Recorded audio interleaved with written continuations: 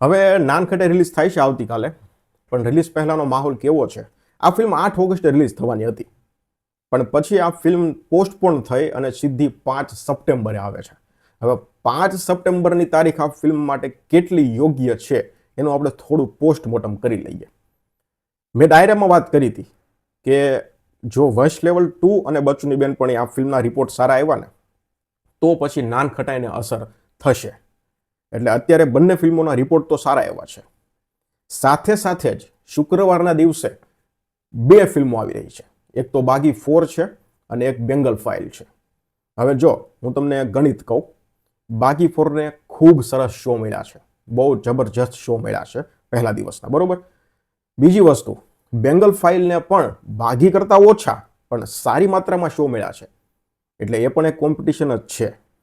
Plus પાછલી બંને ફિલ્મો છે એ જબરજસ્ત શો સાથે ચાલી રહી છે અને શુક્રવારના શો મેં તમને કીધું એમ શુક્રવારના શો બંને ફિલ્મોના એક પણ ઓછા નથી થયા. વશ લેવલ 2ના શો એટલા જ છે જેટલા પહેલા દિવસે હતા, બચ્ચુની બેનપણીના શો એટલા જ છે જેટલા પહેલા દિવસે હતા.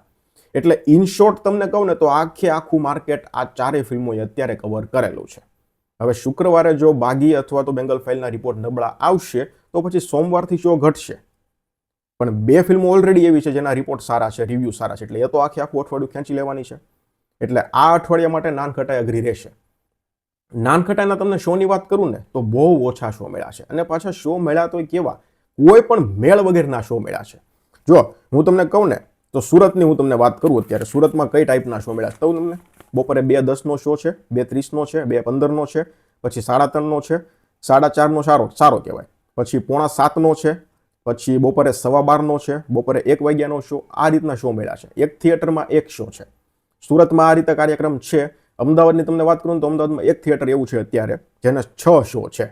એ કંઈક એબી મિનીપ્લેક્સ નામનું થિયેટર છે, ત્યાં નાનખટાઈના 6 શો છે, બાકી બધે એક શો લાગેલા છે.